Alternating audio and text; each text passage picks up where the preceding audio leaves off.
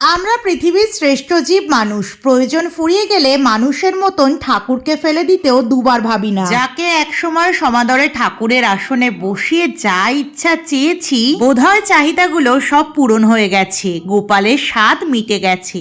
তাই তাকে সঠিকভাবে নিরঞ্জন না করে পরিত্যক্ত অবস্থায় ঘাটের ধারে রেখে এসেছি। আজ কাজ থেকে বাড়ি ফেরার সময় হঠাৎই ঘাটের ধারে দেখি কয়েকটা ঠাকুর বসানো আছে। তার মধ্যে আমার এই ছোট্ট গোপুরটাকে দেখে কেমন একটা যেন ফিল হয়।